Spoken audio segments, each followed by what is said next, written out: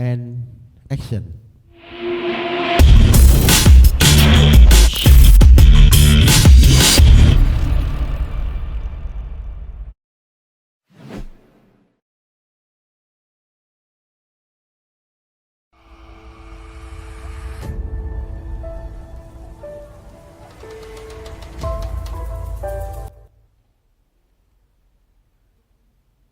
Hai Sobat Gokes, kembali lagi bersama saya Dr. Indrike Cesaria di acara Gokes Broadcast Your Story. Kali ini kita masih di Gokes Go to School, yaitu di SMK Negeri 2 Tanjung Pinang.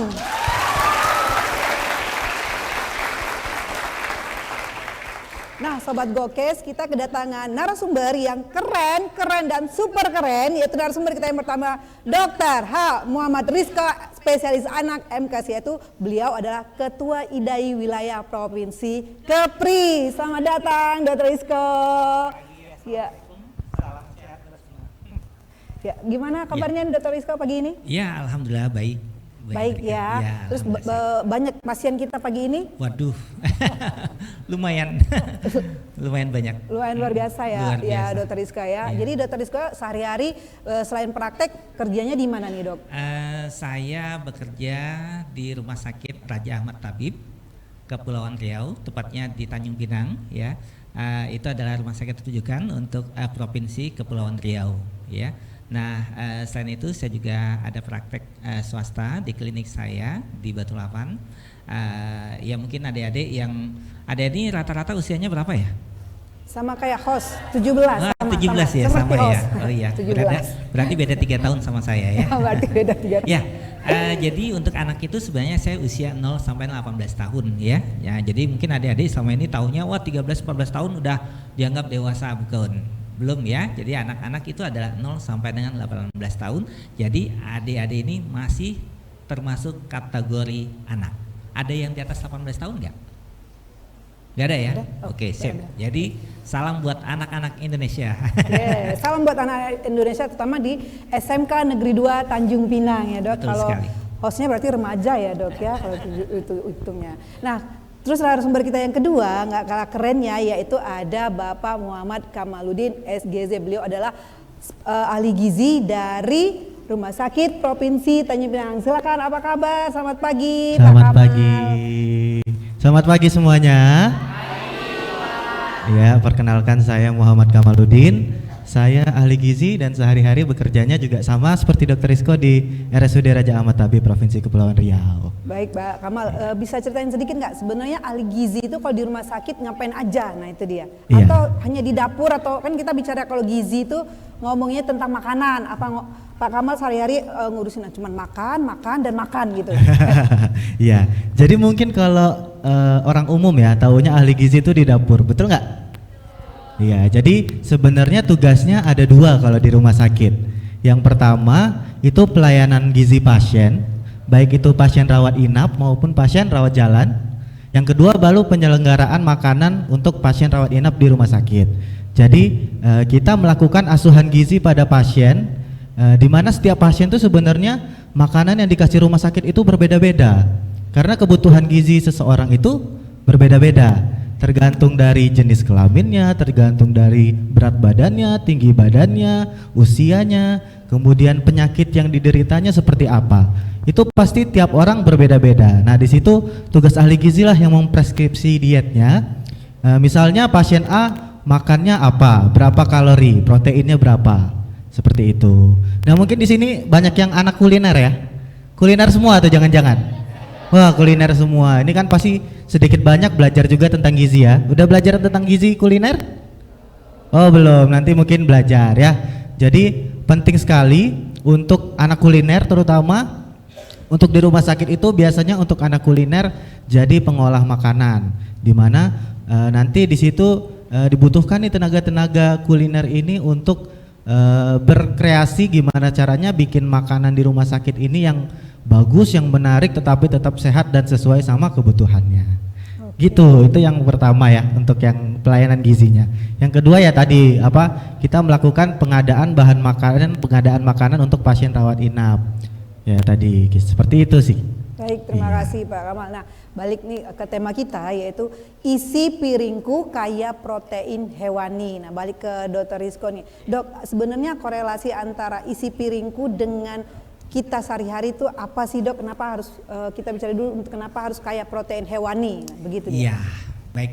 Ya, pertanyaannya bagus banget. Kenapa sehari-hari kita harus makan protein hewani? Ya, sebenarnya kita selama ini mungkin yang penting banyak ya. Ya, yang penting kenyang. Nah, yang penting kenyang. Terus ada nasi ya, gitu ya. banyak dan kenyang. Yang penting kenyang. Jadi itu kita sudah mulai merubah persepsinya, ya. Kenapa? Karena ternyata itu adalah persepsi yang salah. Ya, kalau kandungannya tidak proporsional, maka yang terjadi adalah gangguan pada tubuh kita juga, sehingga kita menjadi rentan untuk sakit atau mungkin gampang imunitasnya menurun, atau mungkin ya itu tadi bisa berat badan yang tidak sesuai dengan usia dan tinggi badan, ya. Nah, itu akan sangat berpengaruh terhadap anak yang mempunyai pola makan yang salah. Untuk saat ini kita biasanya membagi makan itu menjadi satu piring, ya. Satu piring itu kita bagi dua bagian, jadi setengah-setengah, ya. Nah, setengah yang dua itu yang sebelah kiri itu kita bagi lagi. 2/3 itu adalah nasi atau makanan pokok kita. Kalau makanan pokok kita tentu kalau kita di Tanjung Pinang adalah nasi. Mungkin kalau di daerah Dabo mungkin itu bisa jadi sama kayak di Maluku itu sagu, ya. Atau mungkin kayak juga di beberapa daerah kita ada menggunakan jagung, ya. Silakan, itu adalah 2/3 dari setengahnya. Nah, sepertiganya lagi yang sebelah kiri kita isi apa? Itu adalah kita isi dengan protein hewani dan juga nabati, ya. Kemudian di sebelah setengah yang sisi kanan itu kita bagi lagi, ya. 2/3 itu adalah sayuran dan buah-buahan, sayuran, ya, sayuran dan biji-bijian, dan yang sepertiganya itu adalah dengan buah-buahan. Nah, jadi kita harus bagi. Jadi nggak seperti dulu kita makan wow yang penting nasinya banyak kemudian lauknya sedikit, ya. Ternyata itu proporsi yang salah. Sehingga kita harus perbaiki itu supaya kedepannya anak-anak Indonesia itu bisa mempunyai kualitas hidup dengan berat badan yang baik, tinggi badan yang baik, dan juga tentu kita harapkan brainnya juga baik, ya. Oke, baik, tadi Dr. Rizko sudah menjelaskan tentang isi piringku tadi ya, Ya, Dok, ya, kita betul. bagi dua. Nah, kan kalau selama ini biasanya yang diketahui itu adalah yang penting makan itu nasi. Kalau nggak Ya. nasi namanya bukan makan, Betul. gitu ya. Nah, tentu kan tidak semudah mungkin kita merubah pola makan. Nah, dari Pak Kamal nih, bagaimana tuh jadi awal yang kaya karbohidrat kita pindahin kebiasaan untuk makan yang kaya protein? Iya. Jadi sebenarnya untuk mengubah kebiasaan itu sulit ya. Ya. Jadi mengubah kebiasaan itu sama dengan mengubah perilaku. Jadi memang kalau dari segi gizi kita menyarankannya seperti itu. Yang pertama adalah pelan-pelan kita ubah pola makan kita, kebiasaan kita. Kalau biasanya makannya karbohidrat satu piring banyak menggunung gitu ya, sisanya lauk sedikit, sayur cuma kuahnya aja biasanya ya. Itu bertahap, nanti coba secara perlahan aja gitu dilakukan. Gimana sih yang sesuai sama isi piringku yang dikatakan oleh Dr. Rizko seperti apa gitu. Nanti lama-lama kalau memang sudah terbiasa makannya sudah sesuai sama kebutuhan, itu udah akan jadi kebiasaan kita. Jadi memang dari sekarang harus langsung segera dipraktekkan biar nanti lama-lama itu menjadi kebiasaan makan kita yang seperti itu gitu. Jadi segera dirubah untuk kebiasaan makan yang salah. Ayo dari sekarang makannya yang benar, yang sesuai dengan isi piringku tadi. Oke, Seperti baik, itu. Pak Kamal. Nah, balik nih ke Pak Kamal tadi ya, kalau seandainya tadi pola makan kita atau pola dietnya tidak juga bisa diubah gitu, apakah nanti bisa menjadikan satu kecenderungan terhadap adanya kelainan, misalnya contoh penyakit atau ada kelainan makan, nah seperti itu? Oh iya, kalau misalnya makannya tidak sesuai dan tidak seimbang, jadi pedoman gizi sekarang kita ini adalah gizi seimbang ya. Udah tahu belum ya? Belum ya? Ya, kalau dulu kan 4 sehat 5 sempurna ya, tahu? Nah, pasti 4 sehat 5 sempurna tahu juga kan semuanya ya. Jadi sekarang udah ganti, nggak 4 sehat 5 sempurna lagi, tapi jadi pedoman umum gizi seimbang. Bedanya apa sih? 4 sehat 5 sempurna kan bagus gitu, gampang diingat orang gitu ya. Yang pertama, kalau misalnya 4 sehat 5 sempurna itu tidak ada porsinya. Berapa banyak sih karbohidrat, berapa banyak sih proteinnya, berapa banyak sih sayurnya, tidak ada kan ya. Dia cuman 1 nasi, 2 lauk, 3 sayur, 4 buah, 5 disempurnakan dengan susu, gitu aja kan ya. Sedangkan untuk gizi seimbang itu ada porsinya. Sehari karbohidrat 3-4 porsi, protein hewani sekian porsi, protein nabati sekian porsi, protein sumber serat atau sayur berapa porsi. Terus ada pembatasan berapa maksimal gula yang kita asup per hari, berapa maksimal garam, berapa maksimal lemak atau minyak gitu. Jadi sehari untuk gula itu maksimal 4 sendok makan sehari ya. Untuk orang sehat, untuk orang normal dewasa sehari 4 sendok makan gula maksimal. Kalau garam 1 sendok teh. Kalau minyak atau lemak itu maksimal 5 sendok makan sehari. Itu. Jadi bedanya itu. Yang kedua bedanya adalah kalau 4 sehat 5 sempurna ini selalu menyempurnakan susu.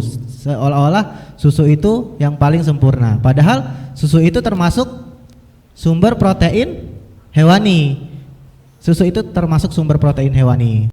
Nah, bahkan tidak ada air putih di 4 sehat 5 sempurna kan. Padahal kita harus minum air putih 8 gelas per hari normalnya ya.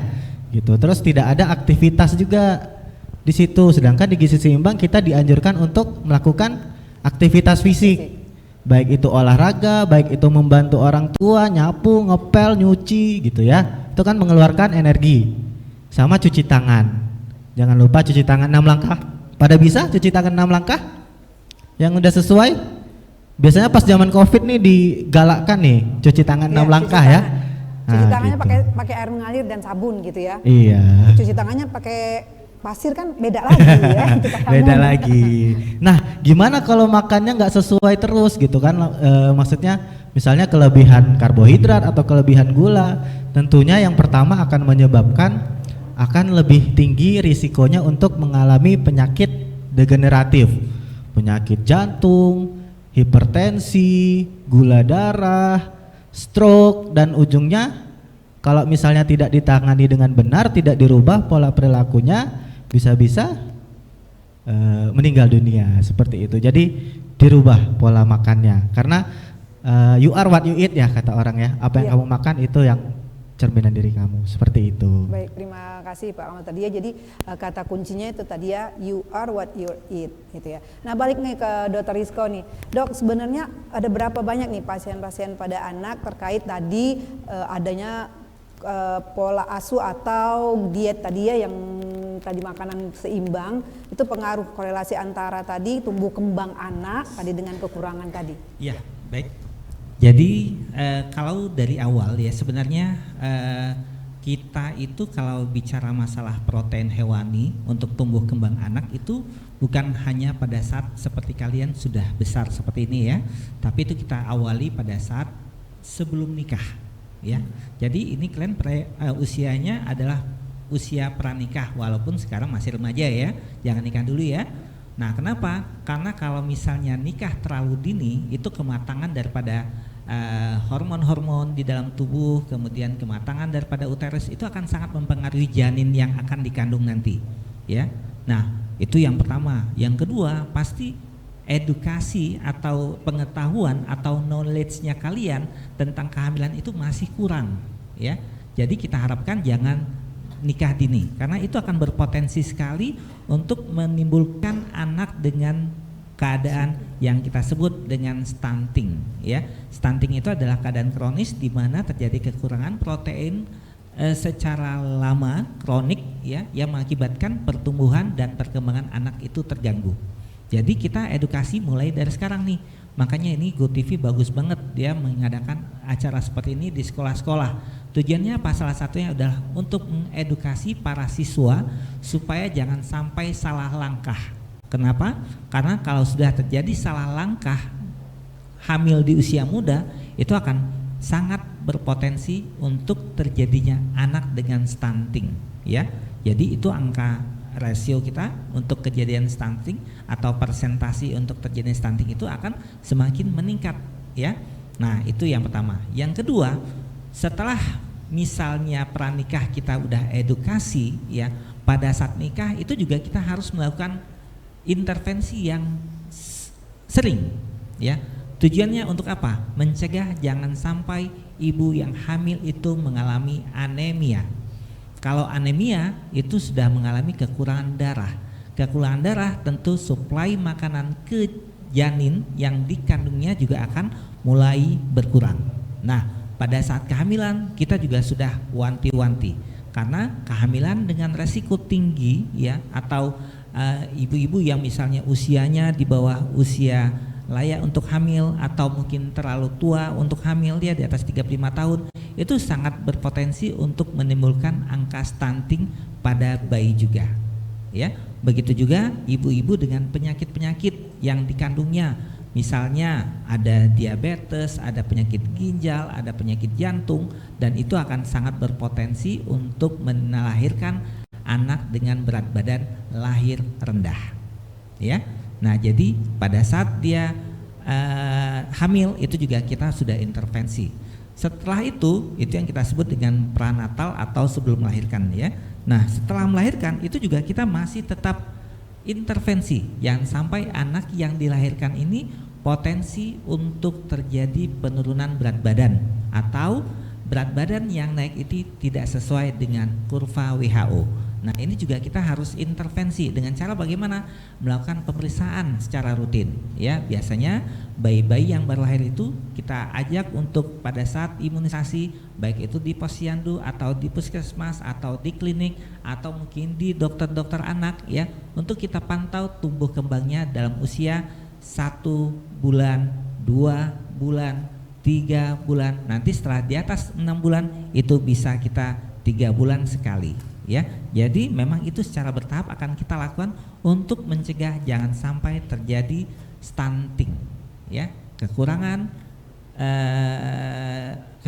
gizi atau protein hewani secara kronik yang mengakibatkan gangguan pertumbuhan terhadap si anak tersebut.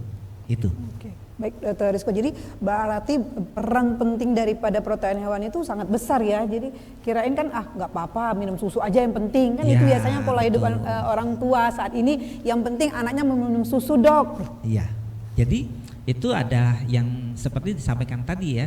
Susu itu sebenarnya sih termasuk dalam protein hewani ya. Jadi karena dia berasal dari sapi atau kambing ya. Tapi kita kambing tidak merekomendasikan karena penelitian untuk itu masih belum begitu baik ya. Nah, kita tetap mengharapkan susu sapi ya, tapi pada anak usia 0 sampai dengan 2 tahun kita tetap mengharapkan ibu tetap memberikan ASI karena ASI adalah makanan yang terbaik buat si bayi.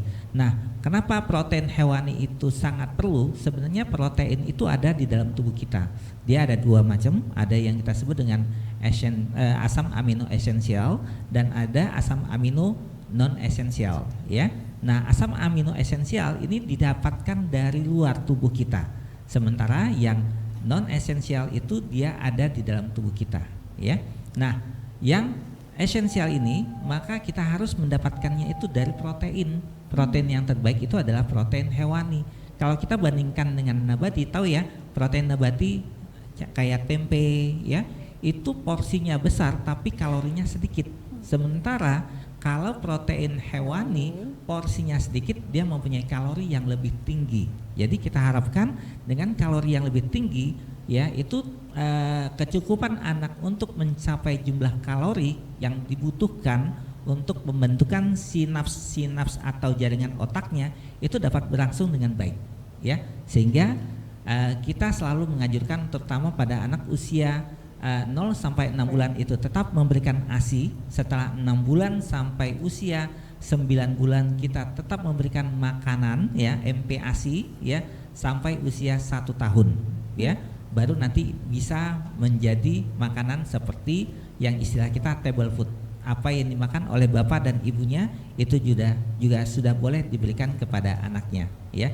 Nah, jadi di sini kenapa protein hewani itu lebih baik? Karena memang kalorinya akan lebih baik juga untuk pertumbuhan si anak, ya. Itu alasan kenapa kita selalu memberikan gizi seimbang kepada anak. Karena selama ini ya seperti dikatakan oleh Dr. Indrike tadi, bahwa yang penting anak udah minum susu, ya, itu adalah hal yang salah. Jadi susu bukan pengganti daripada makanan. Susu adalah termasuk makanan dan bukan sebagai pengganti makanan. Ngerti ya? Agak susah ya kalimatnya ya. Tapi adalah hal yang salah apabila jam makan anak diberikan dengan susu. Karena nanti anak tidak bisa dapat mengenal makanan dengan baik, sehingga nanti pasti oral motornya akan terganggu, pengecapannya akan terganggu, untuk mengunyah dia akan terganggu, sehingga nanti akan memberikan dampak yang tidak baik pada saat dia usia selanjutnya. Mungkin itu, Dr. Indrike. Menarik sekali. Menarik nggak nih adik-adik SMK 2 Tanjung Pinang? Nggak dengar suaranya, menarik nggak? Nah, menarik. Nah, Sobat Gokes, tadi sudah disampaikan oleh narasumber kita yang keren dan super keren, Dr. Muhammad Rizko SPA dan juga Bapak Kamaludin. Tapi nanti dulu ya adik-adik juga tahan dulu karena kita akan break sebentar lagi. Jadi stay tune, jangan kemana-mana, tetap di Gokes Broadcast Your Story.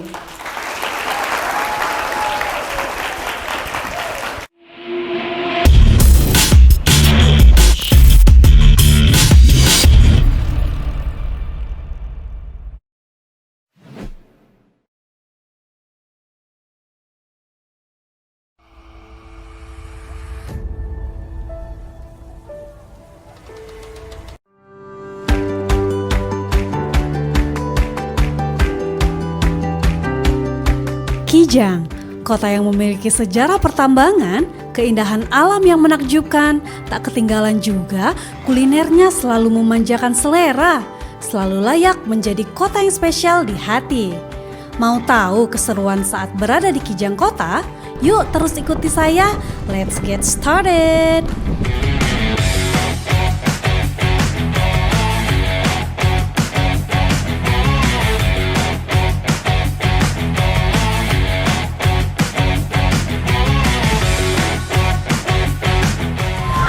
Pariwisata, hari ini aku sedang berada di Kijang yang wisata keindahannya dan kulinernya tidak dapat diragukan lagi. Mau tahu keseruanku hari ini di Kijang? Yuk ikuti aku terus.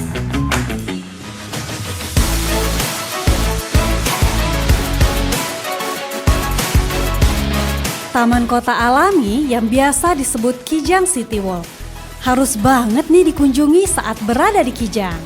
Taman yang rimbun, segar dan asri loh di sini. Apalagi menyusuri jembatan ini, udara segar pun menyertai. Berasa tak ingin melangkahkan kaki untuk pergi.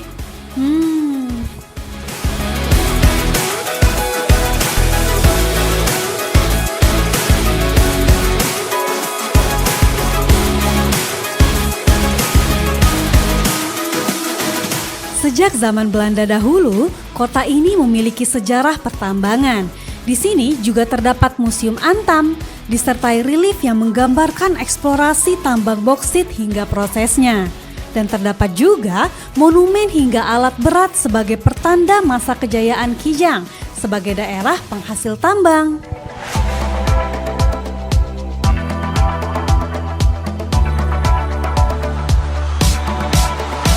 Usai menyusuri taman kota, aku juga menyempatkan untuk singgah ke Masjid Nurul Iman yang didirikan oleh PT Antam sejak tahun 1961. Kini usianya sudah beranjak 61 tahun. Meskipun sudah beberapa kali dilakukan renovasi, masjid ini tetap indah dan megah.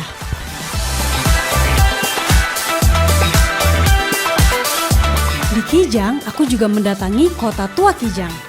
Terlihat olehku kerukunan antar agama dan budaya di sini. Dan terdapat juga bangunan tua yang berarsitekturkan campuran Melayu dan Tionghoa. Tentu menarik serta unik untuk dijelajahi.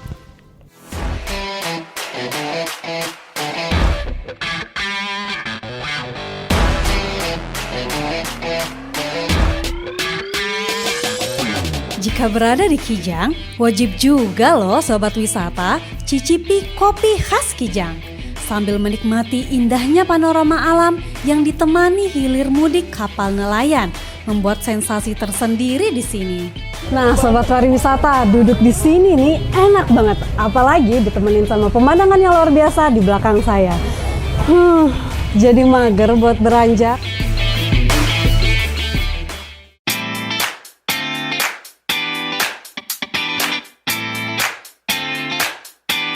Sobat wisata, kalau sudah berada di Kijang, rasanya kurang lengkap kalau tidak mampir ke salah satu kampung, yakni Kampung Seinam.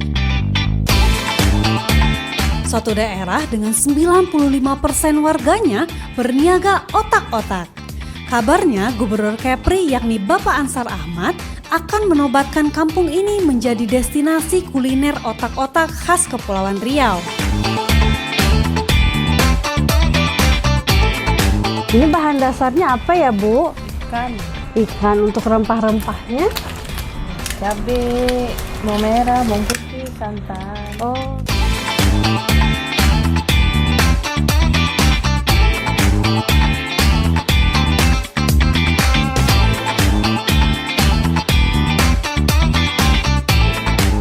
Ibu, aku mau diajarin cara masukinnya, boleh? Boleh. Pertama, Ambil daunnya, oke. pegang sendoknya ini. Sendoknya dipegang. Oke. Nah, diginiin. Nah, biar isinya agak cantik. Udah. Oh, dipanjangin gitu ya, Bu ya. Jadi Oh, nanti kalau tiba pas makan dia nggak pendek. Kalau pendek jelek kan. iya, iya.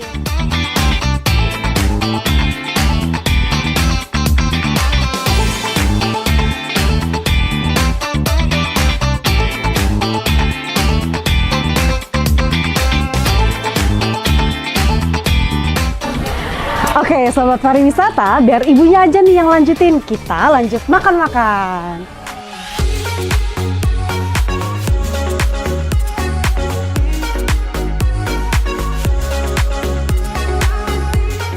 Nah, dengan berbahan hasil laut, otak-otak diolah hingga memiliki rasa yang khas dengan beberapa varian.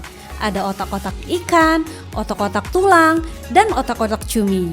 Kita dapat makan di sini atau menjadikan otak-otak sebagai buah tangan untuk kerabat serta keluarga yang dikasihi.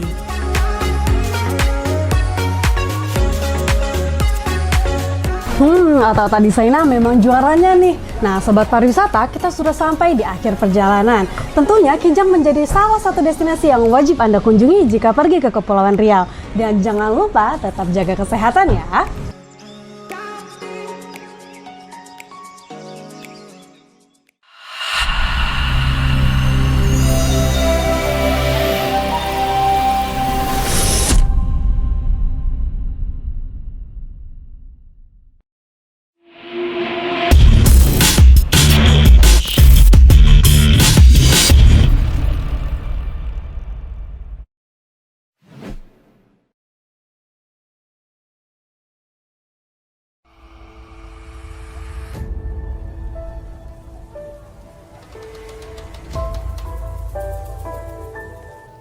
Hai Sobat Gokes, kembali lagi bersama saya Dr. Indrike Cesaria di acara Gokes Broadcast Your Story, Gokes Goes to Campus, Goes to School.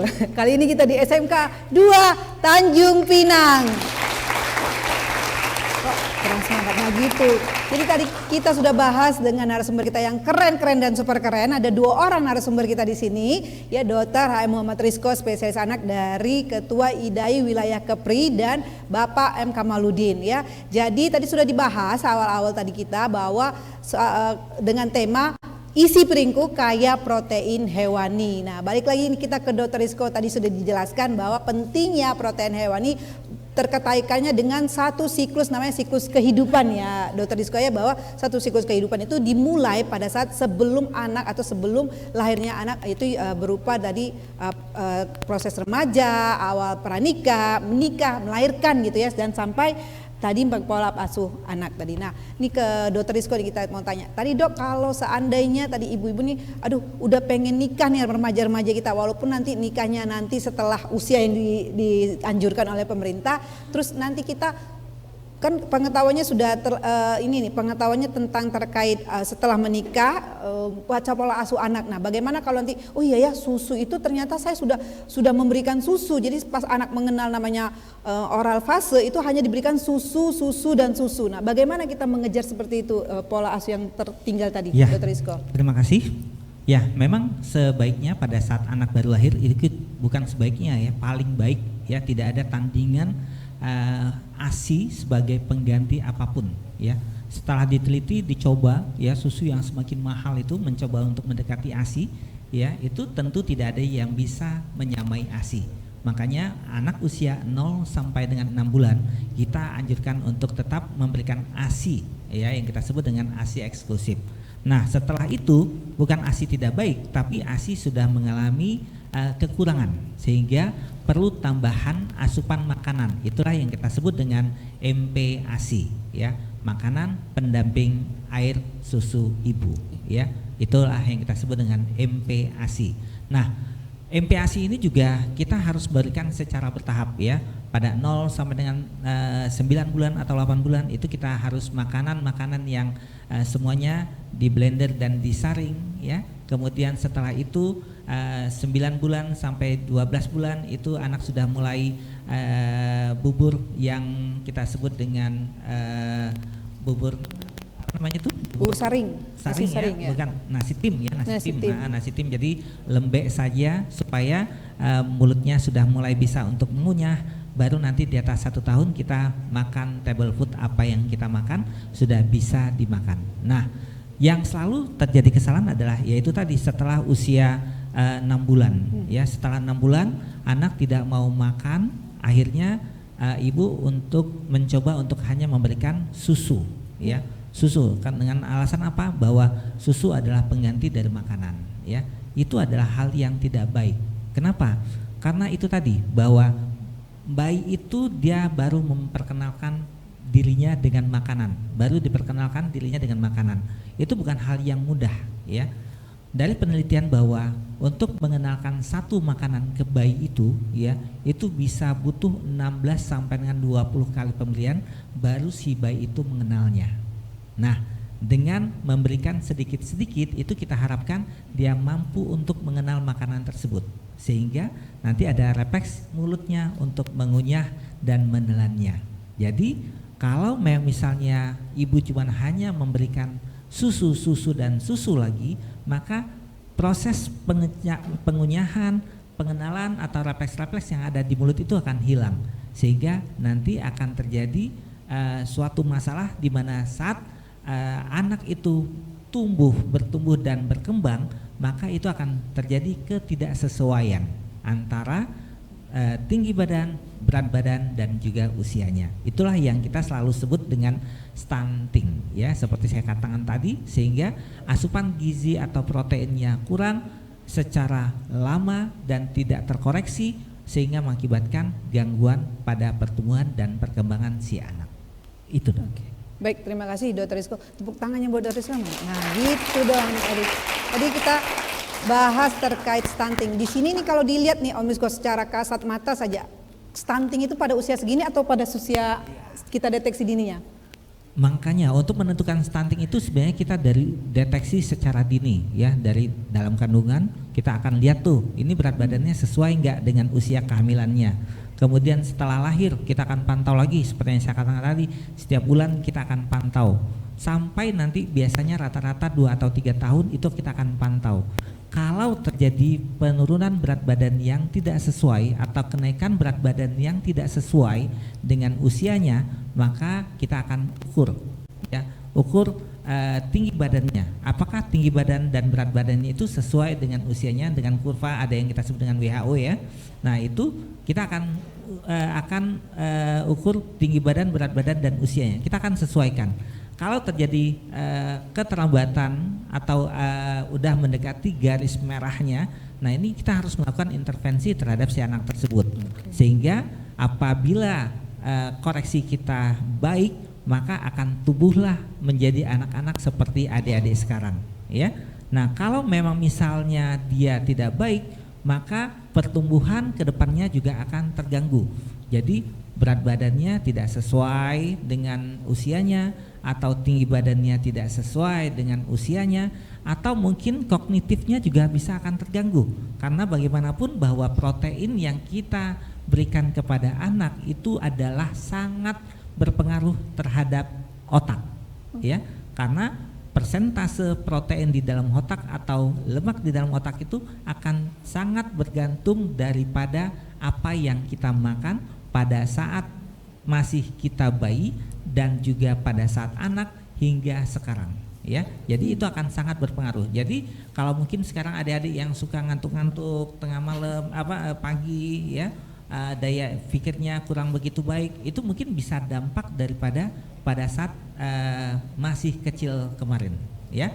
Nah, jadi itu harus kita perbaiki, ya. Kita perbaiki dengan apa? Dengan nutrisi yang lebih baik lagi, dan tentu dengan olahraga yang mendukung supaya pertumbuhan dan perkembangan kita menjadi lebih baik lagi. Oke. Berarti kalau yang suka ngantuk itu bukan karena juga ngelamun seseorang yang dirindukan ya, Dr. Rizko ya. Berarti juga ada kekurangan daripada tadi gizi seimbang gitu ya. Nah, balik nih ke Pak Kamal nih, kita mau tanya, kalau sehari-hari Pak di rumah sakit itu terkait nutrisinya yang sakit, kalau yang dirawat itu sebetulnya cukup protein hewani atau tadi balik lagi ke menu seimbangnya? Iya, tentu untuk orang sehat dan orang sakit itu berbeda untuk penanganan gizinya. Baik. Bahkan tiap orang sehat itu pun berbeda. Makanya tadi saya bilang kalau misalnya intervensi gizi itu bersifat individual. Tergantung tadi beberapa hal kebutuhan gizi seseorang.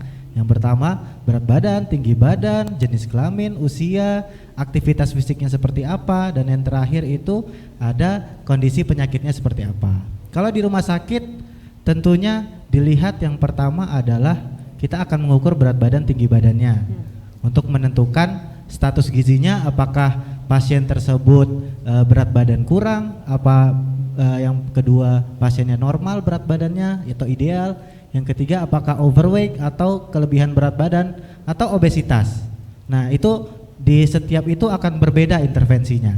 Terus yang kedua kita lihat penyakitnya seperti apa, apakah dia dirawat dengan penyakit jantung, apakah dia dirawat dengan penyakit paru. Itu pasti setiap penyakit untuk dietnya atau pengaturan makannya berbeda-beda. Nah, makanya nanti ketika di rumah sakit kita sifatnya individual. Jadi setiap pasien kita akan memberikan intervensi yang berbeda. Seperti itu, Dokter Indrika. Oke. Baik, Pak Kamal, ini kita mulanya nih, kan tadi terbayang nih oleh pandangan wajah dari adik-adik SMK Negeri 2 Tanjung Pinang. Kalau protein hewani yang bagus seusia mereka ini apa sebetulnya? Iya, jadi kalau di usia termasuk usia anak ya, termasuk usia anak ke remaja ya. Remaja. Kalau misalnya untuk protein hewani semuanya bagus. Jadi yang nggak bagus adalah nggak makan protein hewani, gitu ya. Yang bagus adalah makan berbagai macam protein hewani. Jadi jangan juga tiap hari. Jadi tidak ada bahan makanan yang benar-benar sempurna seperti itu. Pasti kita membutuhkan berbagai macam makanan, dan tiap berbagai bahan makanan itu berbeda-beda kandungan gizinya. Nah, kita membutuhkan semua itu, jadi kita dianjurkan untuk memakan berbagai macam protein hewani. Jadi kalau hari ini udah ayam, nanti besok atau makan malamnya bisa telur ganti ayam, protein yang lain, misalnya telur ayam gitu ya, telur ayam, atau misalnya ayam ikan semur gitu ya, atau misalnya cumi gitu. Tapi kalau misalnya itu terus juga nggak bagus juga, terutama untuk yang digoreng-goreng, yang disantan-santan terus itu kan nggak bagus gitu. Jadi baik dari bahan makanannya maupun cara pengolahannya itu harus bervariasi, karena kita harus mensyukuri apa yang Tuhan sudah berikan ke kita, berbagai macam bahan makanan seperti itu. Jadi untuk usia sekarang itu sebenarnya kalau tidak ada penyakit tertentu itu harus memakan berbagai macam bahan makanan terutama protein hewani seperti itu. Oke, Dr. Indrika. baik Pak Kamal nih, saya mau nanya nih, sebetulnya ungkapan dari hati-hati adik-adik juga yang terlihat di sini ya, mereka bertanya kalau protein hewan tadi katanya susu itu bikin gemuk, benar nggak sih Pak Kamal? Tergantung susunya susu apa, Ya. gitu. Jadi di supermarket itu banyak pilihan jenis susu kan ya. Ada susu yang dalam bentuk bubuk, ada susu yang dalam bentuk cair, ada susu kental manis juga. Nah, yang pertama susu kental manis itu sebenarnya bukan susu. Jadi kandungan susunya lebih sedikit daripada kandungan gulanya. Itu gula semua. Kandungan susunya paling berapa persen gitu. Jadi sebenarnya susu juga, cuman kandungan susunya sedikit, lebih banyak kandungan gulanya. Terus yang kedua ada susu cair. Susu cair pun banyak, ada yang dilakukan prosesnya namanya UHT, susu UHT. Itu dia ketika dilakukan prosesnya itu suhunya tinggi sekali tapi waktunya singkat. Jadi dimasaknya dalam suhu yang sangat tinggi dengan waktu yang singkat, itu UHT. Ada lagi susu pasteurisasi. Pasteurisasi ini suhunya nggak terlalu tinggi, cuman waktunya agak lama. Biasanya susu UHT itu bisa disimpan di rak-rak biasa, sedangkan susu pasteurisasi itu disimpannya di kulkas-kulkas ya, yang atau chiller seperti itu. Nah itu beda lagi kandungannya seperti itu. Terus selain itu susu cair juga ada pilihannya banyak. Ada yang susu cair full cream, ada yang rendah lemak atau low fat, ada yang susu tanpa lemak atau susu skim. Nah itu kita harus pandai memilih untuk diri kita. Kalau misalnya ngerasa berat badannya agak sedikit berlebih gitu ya, minum susunya jangan yang susu full cream, karena susu full cream itu susu yang tinggi lemak seperti itu. Carilah susu yang low fat, rendah lemak, atau susu skim tanpa lemak gitu ya. Tapi kalau tanpa lemak memang rasanya agak nggak terlalu manis dan agak tawar lah gitu ya. Jadi kalau remaja paling ya low fat lah, kalau misalnya ngerasa berat badannya agak sedikit berlebih, jangan minum susu full cream gitu. Kalau misalnya ngerasa berat badannya kurang gitu, kurus gitu ya, untuk nambah zat gizinya kayak mana kalau mau minum susu, boleh minum susunya cari yang susu full cream gitu. Jadi sesuai sama kebutuhannya dan kondisinya masing-masing, karena tadi kebutuhan gizi setiap individu berbeda. Terus ada juga susu bubuk gitu ya. Susu bubuk juga kita sarankan gitu. Sebenarnya yang kita sarankan susu bubuk sama susu cair. Kalau susu kental manis kita sangat tidak sarankan karena itu lebih banyak gulanya daripada susunya. Seperti itu Dr. Indrika. Baik, untuk susu ya. Ya, terima kasih Pak Kamal. Jadi kalau minum juga susu rendah lemak, kalau campur gula, campur creamer juga sama ya. Iya. Jadi kalau bikin susu pun harus sesuai sama panduan yang telah diberikan gitu ya. Jangan tambah-tambah lagi yang lain ya, apalagi tambah nanti dengan buah, tambah susu kental manis, tambah es, tambah yang lain-lain gitu ya. Nah jadi es campur gitu ya. Baik, ini kita ada sesi pertanyaan dari adik-adik SMK Negeri 2 Tanjung Pinang ya. Kita buka sesi 2 pertanyaan penanya, ada hadiah menarik dari Dinas Kesehatan Provinsi. Baik, saya buka, ada dari sisi kanan. Ya. Silakan di sini, yang mana? Ya. Berdiri dari tempatnya, mic-nya bisa dibantu. Yang belakang, yang cowok. Sebentar, nanti ada waktunya. Sebutkan nama dan jurusannya. Oke, nama saya Lopinta dari kelas 10 kuliner 3. Oke. Jadi saya ingin bertanya, Dok, kan ada nih orang yang tidak suka makan sayur. Kira-kira ada nggak makanan pengganti dari sayur agar gizi yang kita dapatkan itu seimbang? Oke. Itu aja sih Dok, terima kasih. Ya, terima kasih. Jadi tadi pertanyaannya kan nggak suka sayur. Jadi gimana? Apa sayurnya dalam bentuk digoreng ya? Atau nggak suka sama sekali nih memang benar? Dari baunya saja, jangan kan dari baunya, dari dengernya sayur langsung kelihatan langsung nggak sukanya gitu. Ya mungkin Dr. Rizko dulu, silakan Dok. Ya bagus banget, ini Lupita namanya. Namanya juga keren banget ya. Keren, bagus. Nah jadi sebenarnya kita bersyukur sekali kita tinggal di Indonesia ya.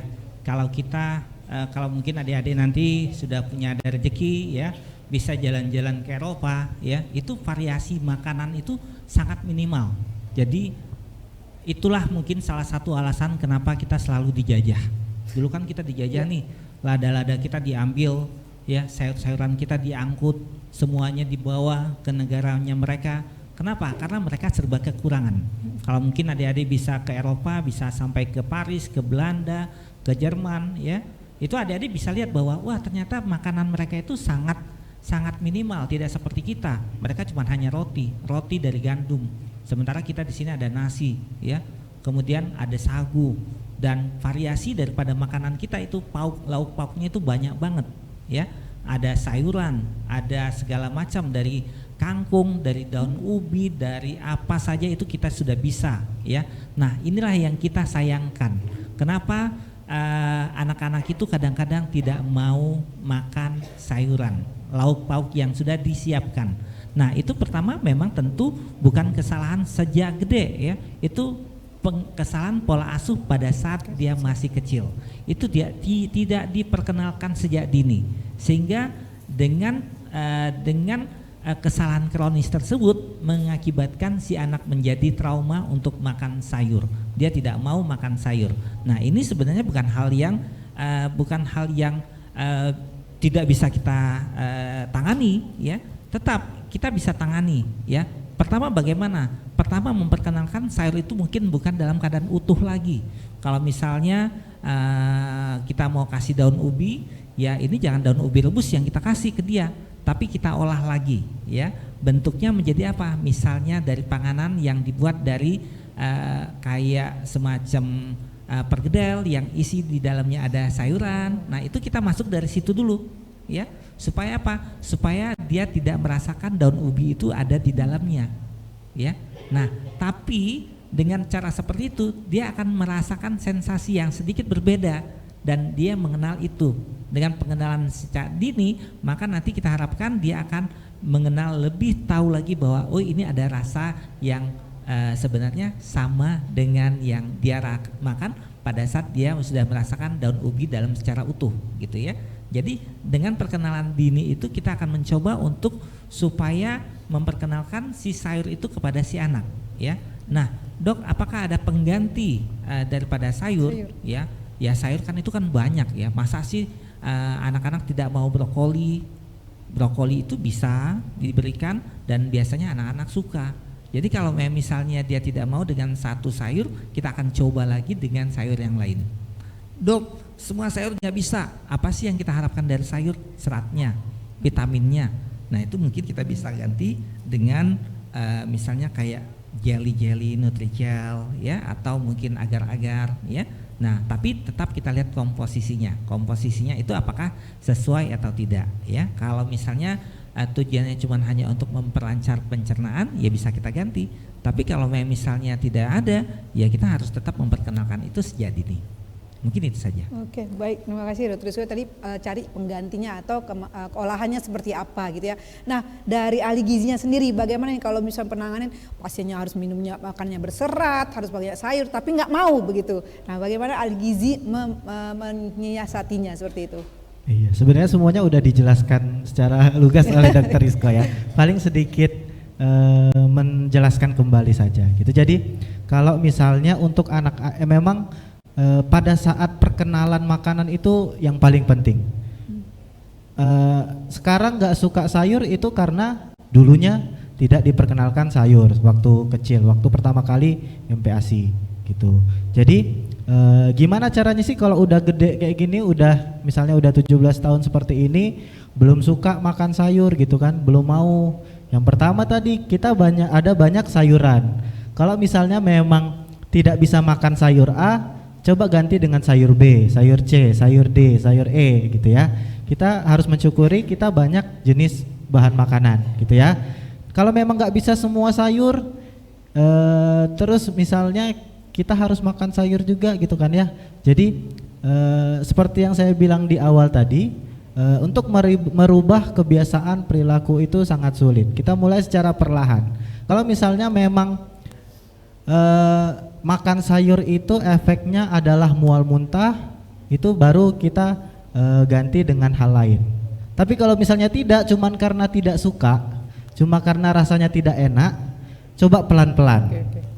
Pelan-pelan sedikit-sedikit biar nanti lama-lama menjadi kebiasaan. Baik. Seperti itu ya. Ya. Jadi pelan-pelan aja coba sedikit. Nanti pas makan ini sedikit, tambah lagi kalau misalnya udah bisa, tambah lagi gitu. Kalau misalnya nggak ada efek mual muntahnya. Ya, Kalau cuman nggak enak rasanya gitu ya, atau pahit gitu. Itu kan sebenarnya bisa kita ubah kebiasaannya dengan sedikit-sedikit gitu. Berarti tadi ya Pak Kamal ya, jadi jangan langsung sekaligus. Kalau misalnya tadi nggak suka sayur, brokoli langsung 1 kilo di slice ya, kan bisa yang ragam lagi ya. Sebetulnya juga tadi Dr. Rizko jelaskan bahwa tadi ya Indonesia itu kaya akan bumbunya. Kita udah direbus, terus digulai, terus dipanasin. Apa makanannya?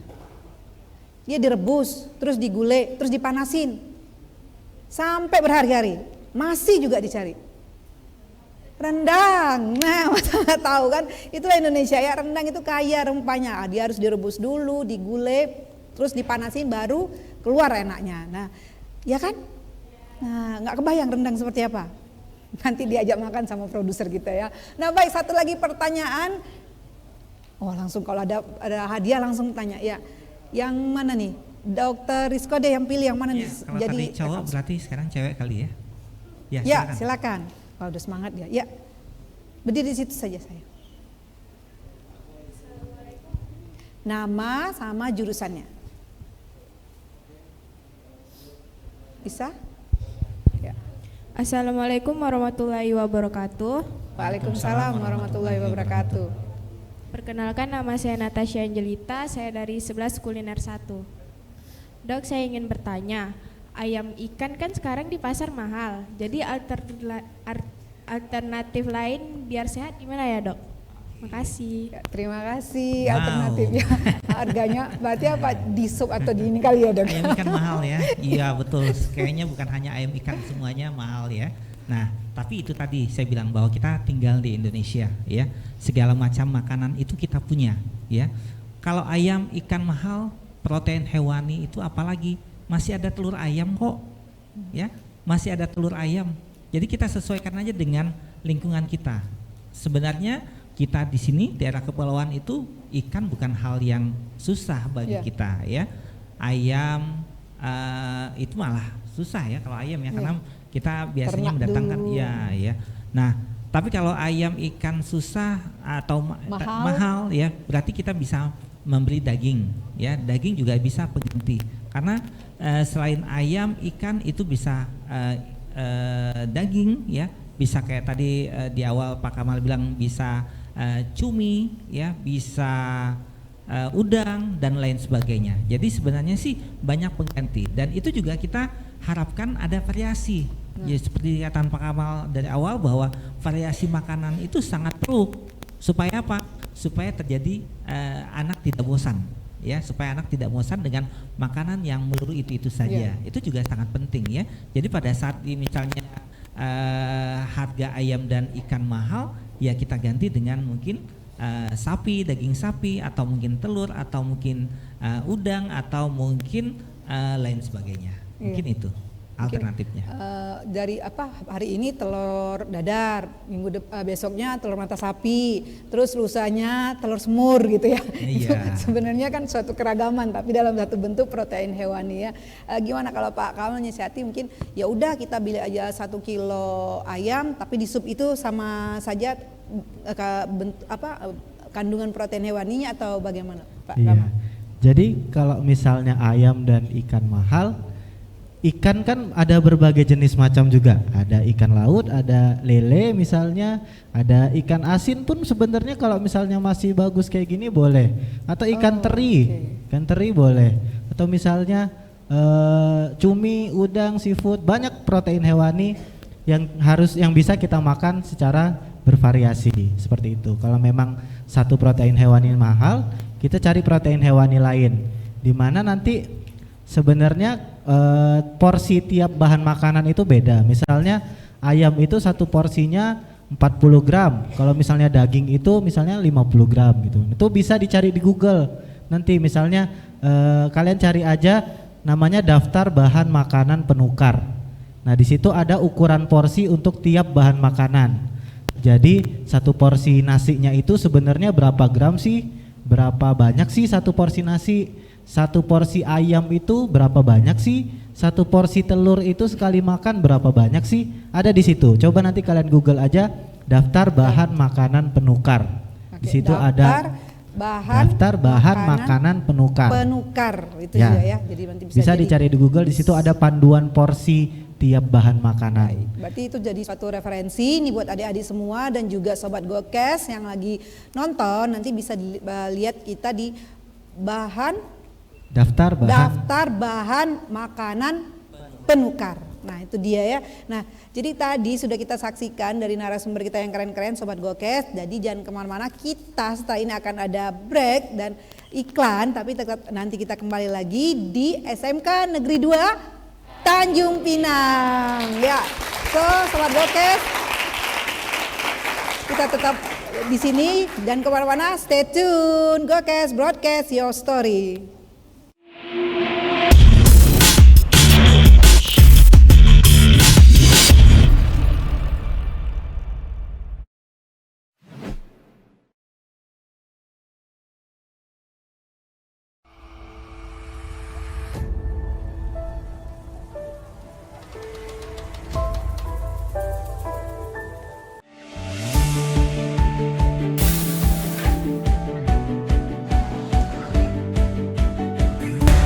Tanjung Pinang memiliki beragam destinasi wisata yang menarik. Mulai dari wisata alamnya yang indah, hingga wisata religinya yang begitu menakjubkan.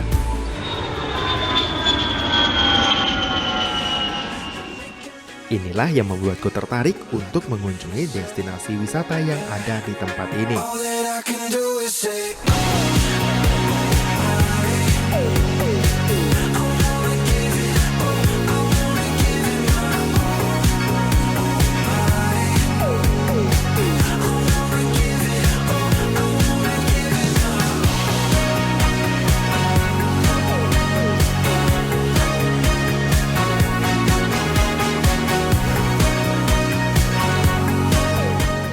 Tujuanku kali ini adalah mengunjungi Vihara Seribu Patung dengan menempuh perjalanan kurang lebih sekitar 15 menit untuk sampai ke tujuan.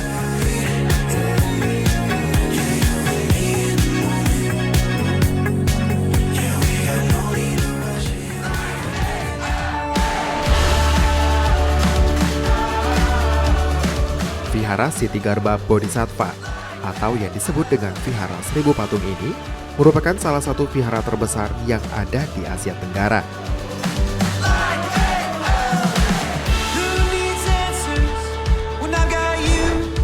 Dengan bangunan arsitektur khas Tiongkoknya yang kental ini, seakan-akan membuat para pengunjung sedang berada di Cina.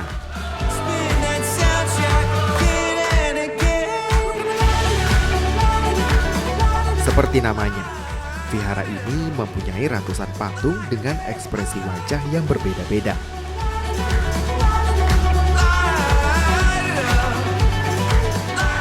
Beberapa orang menyebutnya sebagai lohan atau pelayan Buddha. Selain itu, ada pula yang menyebutkannya sebagai ekspresi Buddha ketika dalam wujud manusia.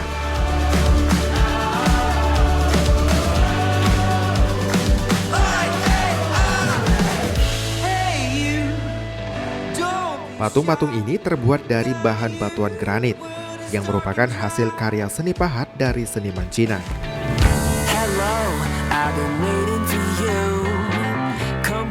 Selain sebagai tempat wisata, vihara ini juga difungsikan sebagai tempat ziarah.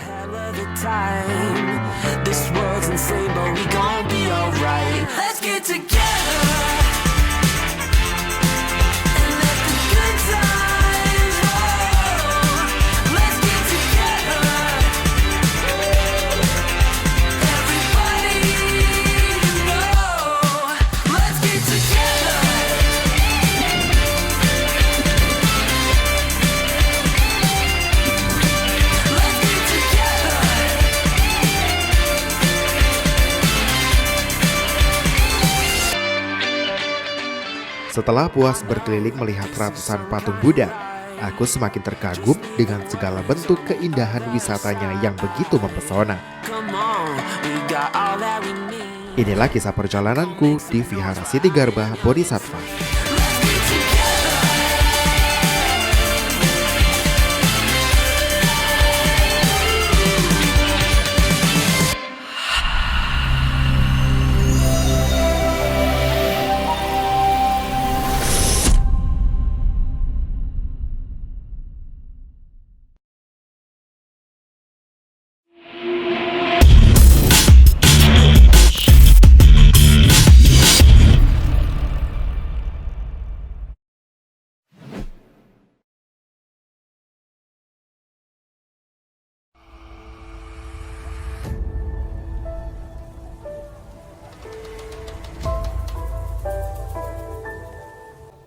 Hai Sobat Gokes, kembali lagi bersama saya Dr. Indrike Cesaria di acara Gokes Broadcast Your Story Goes to School. Kali ini kita tetap di SMK Negeri 2 Tanjung Pinang.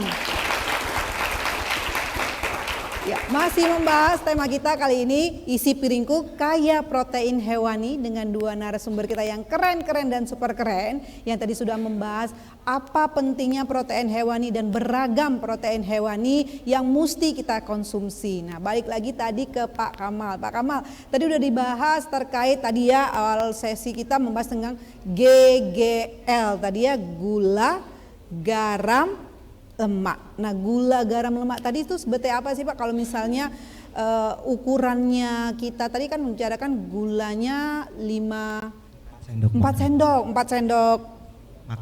makan. Kalau 4 sendok makan itu kira-kira kalau kita orang Indonesia ini katanya kalau nggak makan tanpa berasa garam dia rasanya hambar gitu. Boleh tambah atau kurang atau seperti apa sih ukuran takarannya kalau misalnya lihat sendoknya seperti apa? Sendok makan kah atau sendok seperti apa gitu? Iya. Jadi untuk di panduan gizi seimbang, di situ ada tumpeng gizi seimbang. Bagian atasnya itu ada batasi gula, garam, lemak atau GGL biasa kita sebutnya ya. Bukan GGS, ganteng-ganteng serigala kalau GGL ya. Ya, GGL ya. Yeah. Jadi gula yang pertama. Gula itu maksimal 4 sendok makan sehari. Itu untuk orang yang normal, yang sehat. Gitu ya. 4 sendok makan sehari. Tapi bukan 4 sendok makannya yang sampai menggunung gitu sekali sendok ya. Jadi sekali sendok itu 4 sendok makan yang ceper gitu. Jadi ceper itu maksimal 4 sendok makan. Nah, beda lagi kalau misalnya beli minuman kemasan. Itu pasti ada gulanya lebih tinggi lagi gitu. Jadi itu juga dihitung kalau misalnya siang ini ternyata ada minuman kemasan. Ternyata di dalam minuman kemasan itu satu kali sajinya itu gulanya udah 2 sendok makan atau udah 26 gram gitu. Nah, itu berarti jatah sehari gulanya tinggal 2 sendok makan lagi. Jadi sehari 4 sendok makan gitu ya. Udah termasuk sama minuman kemasan, minuman manis yang kalian minum. Jatahnya maksimal sehari 4 sendok makan gitu ya. Untuk garam itu maksimal 1 sendok teh. Maksimal 1 sendok teh. Itu termasuk garam yang kalian konsumsi untuk masakan gitu. Jadi nggak boleh kalau makan itu, kalau masak itu garamnya nggak boleh terlalu banyak. Kalau misalnya itu 1 sendok makan itu 1 sendok teh itu sehari loh, batasan sehari ya gitu. Jadi biasanya untuk pasien-pasien hipertensi yang kita harus batasi garamnya lebih sedikit, itu kita sarankan untuk keluarganya ketika masak nggak usah kasih garam dulu. Garamnya diletakkan setelah masak. Jadi ke piring pasien tersebut gitu. Jadi terkontrol. Misalnya makan siang nanti nggak usah kasih garam dulu. Jadi pas mau ngasih garamnya ketika dia mau makan di piringnya sendiri. Jadi terkontrol kan, misalnya pagi ini sekian sejumput atau misalnya 1/6 atau 1/5 sendok makan gitu. Nanti siang segitu lagi, sore segitu lagi. Jadi terkontrol garamnya berapa banyak yang dikonsumsi gitu. Nah, untuk yang terakhir lemak atau minyak sehari 5 sendok makan gitu. Jadi kalau misalnya untuk menggoreng sesuatu ya berarti batasi maksimal itu 5 sendok makan dalam sehari. Misalnya siang udah makan yang goreng-gorengan, mungkin nanti sore atau sarapannya jangan yang gorengan lagi, cari yang misalnya rebus-rebusan sup atau misalnya pepes atau dan sebagainya gitu. Jadi jangan tiap makan itu yang digoreng terus, ayam digoreng, tempe digoreng, sayurnya pun ditumis yang pakai minyak juga, jangan. Jadi kalau bisa kalau udah satu digoreng nanti yang selanjutnya jangan digoreng lagi, seperti itu untuk batasan GGL-nya. Ya, berarti gula tadi termasuk adalah kue yang kita konsumsi ya? Ya benar, kue. Nah, berarti kue terus minuman manis kemasan. Dalam hal ini kalau minuman kemasan itu termasuk dalam asumsi yang kalau misalnya kita sudah minum kemasan itu masuk dalam gulanya sudah terkandung dalam situ. Iya, jadi biasakan lihat informasi nilai gizi suatu produk. Jadi kalau misalnya kalian ambil minuman kemasan, kalian lihat dulu informasi nilai gizinya. Berapa kalorinya per saji, berapa gulanya per saji gitu. Jadi biasakan untuk membaca itu. Jadi kita tahu asupan kita udah berapa banyak, sedangkan jatah kita dalam sehari sekian gitu. Jadi untuk gula sendiri ada di daftar bahan makanan penukar, 1 sendok makan itu sekitar 13 gram. Jadi kalau misalnya di dalam kemasan satu saji itu gulanya 26 gram atau 24 gram, berarti itu udah 2 porsi, 2 sendok makan, seperti itu ya. Oke. Baik, berarti tetap kita boleh mengkonsumsi, tapi tadi ya sesuai dengan takaran, nah seperti itu.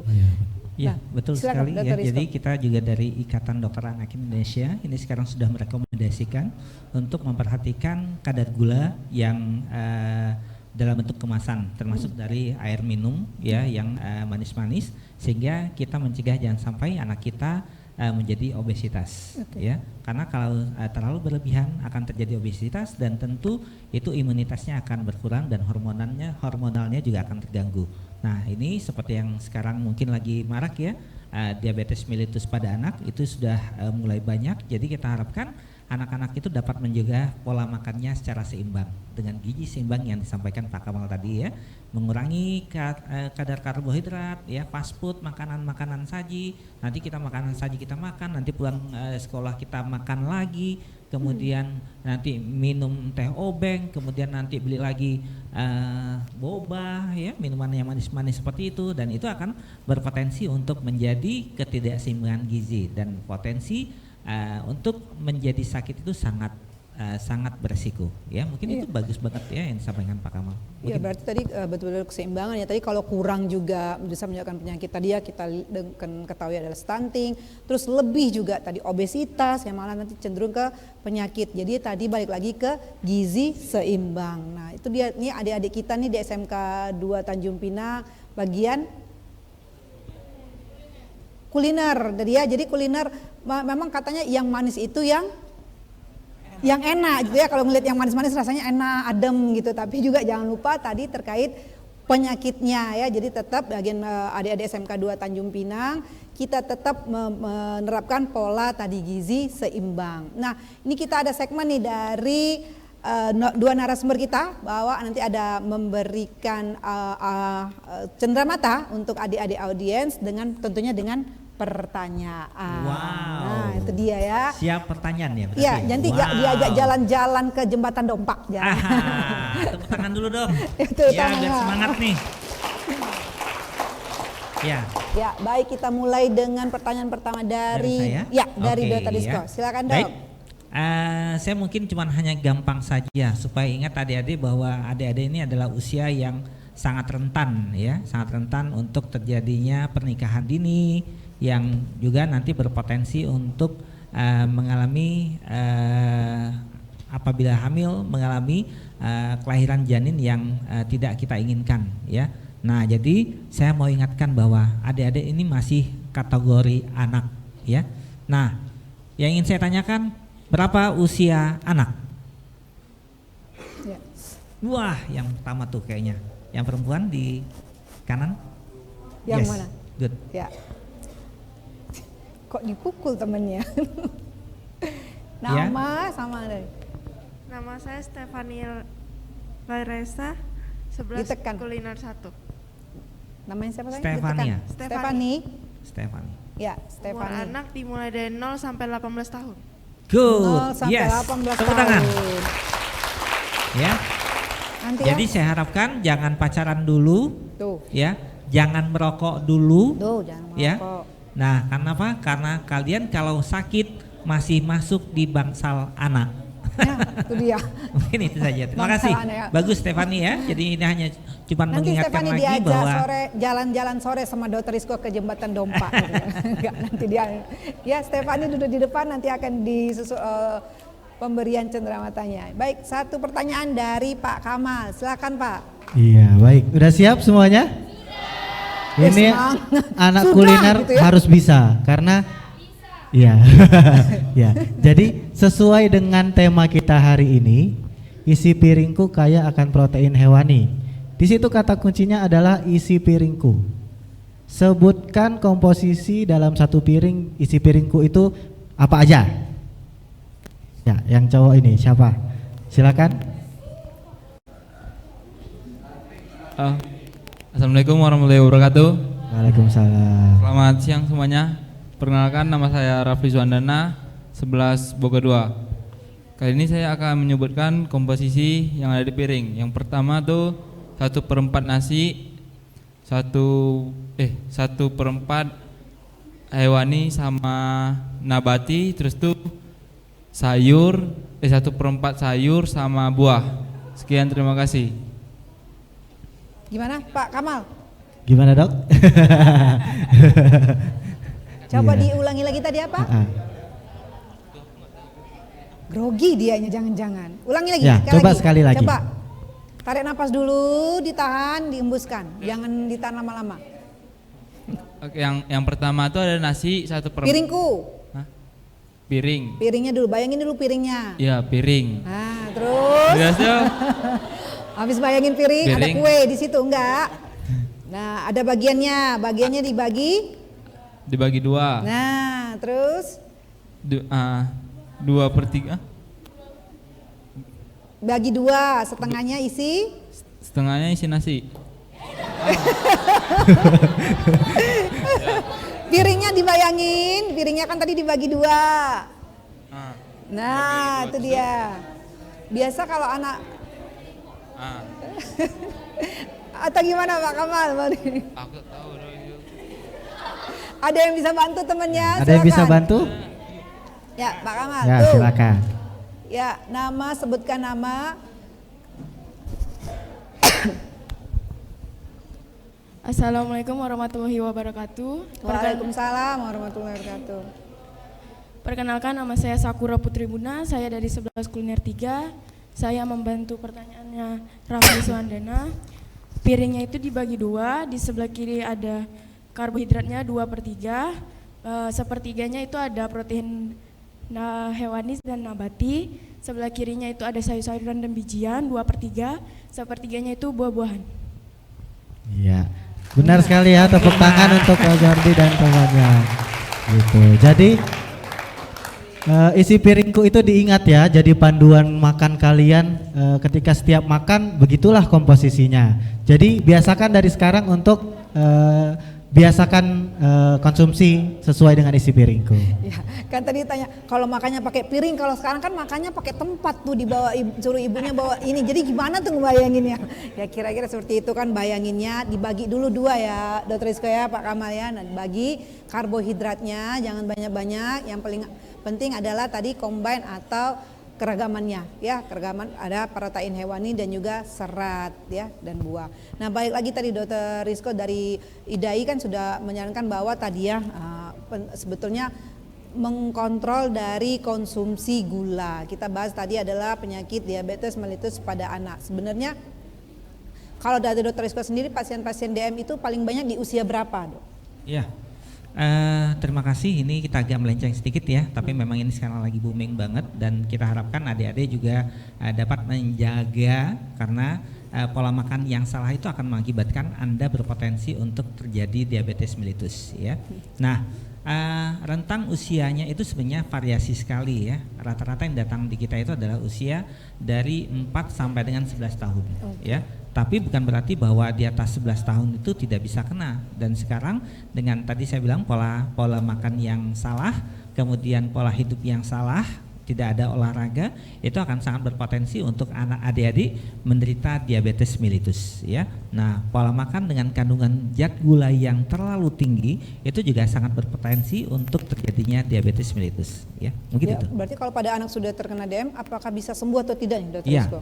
jadi DM itu ada 2 macam ya, ada yang tipe 1 dan tipe 2. Kalau tipe 1 itu produksi daripada pankreas untuk menghasilkan insulin itu sudah tidak bisa bekerja lagi sama sekali, jadi 0 insulin, sehingga dia akan mendapatkan insulin dari suntikan. Itu yang kalau adik-adik lihat bahwa ada teman yang mungkin diam-diam nyuntik badannya, ces ya, itu tadi udah tahu tuh ngeliat suntik lengannya, itu insulin sama sekali, sehingga dia harus mendapatkan dari luar, dan itu akan seumur hidup ya. Nah, kalau DM tipe 2 itu produksi insulinnya ada tapi tidak efektif, tidak bisa digunakan secara sempurna, sehingga dia harus ada tambahan. Itulah yang kita harus makan obat untuk supaya kadar gulanya turun setelah dia makan. Mungkin itu. Berarti memang tergantung harus obat gitu ya, Dokter Rizko. Nah, tapi itu kalau yang kadar 2 tipe 2 itu bisa kita lakukan perbaikan kerja insulinnya dengan salah satu yaitu tadi kembali lagi pola hidup sehat, makan dengan gizi seimbang dan rutin berolahraga. Mungkin itu. Baik, terima kasih Dokter Rizko. Tepuk tangan dulu yang mana nih SMK 2? Ya. Nah, baik pemirsa Go TV, tadi kita sudah bahas dari segmen awal sampai terakhir kita membahas terkait isi piringku kaya protein hewani. Nah, ini sebelum kita akhiri ini saya mau closing statement dulu dari narasumber kita dimulai dari Pak Kamal. Silakan Pak Kamal yang ingin disampaikan ke adik-adik SMK 2 Tanjung Pinang dan juga pemirsa Go TV. Iya, untuk adik-adik dan seluruh pemirsa Go TV, dari sekarang terapkanlah makan sehat, makan gizi seimbang, sesuai dengan pedoman gizi seimbang, sesuai dengan isi piringku. Nanti lama-lama akan menjadi kebiasaan, apalagi adik-adik ini merupakan calon-calon ibu dari anaknya yang mencetak generasi ke depan, istilahnya seperti itu ya. Jadi dari sekarang biasakan makan gizi seimbang sesuai dengan isi piringku. Itu aja, Dokter. Baik, terima kasih Pak Kamal. Nah, kembali lagi ke Dokter Rizko. Silakan Dok. Ya, terima kasih banyak ya. Ini kita memang tidak jauh berbeda dari Pak Kamal bahwa sehat itu berasal dari piring makan kita. Ya, sehat berasal dari piring makan kita dan jangan lagi berpikiran bahwa makan hanya untuk kenyang. Ya, jadi itu mungkin yang harus kita sampaikan kepada adik-adik supaya pola hidup kita mulai untuk dirubah. Mungkin itu saja. Terima kasih. Ya, baik, terima kasih buat Dr. Rizko dan Pak Kamal, juga adik-adik kita dari SMK 2 Tanjung Pinang. Kita berikan tepuk tangan. Baik sobat Gokes yang ada di rumah dan juga adik-adik yang ada di SMK 2 Tanjung Pinang, dan dengan berakhirnya closing statement dari narasumber kita, maka dengan tema kita isi piringku kaya protein hewani berakhir juga. Nah, buat sobat Gokes yang tadi ketinggalan, jangan lupa di sini juga nanti bisa disaksikan di bawah ini ada. Nah, medsos kita bisa di follow, bisa diulang lagi nanti tontonannya. Nah, kali ini kita akhiri tema kita isi piringku kaya protein hewani. Tetap nanti kita akan go to school, tetap di Gokes Broadcast Your Story bersama saya Dr. Indrike Cesaria. Selamat pagi.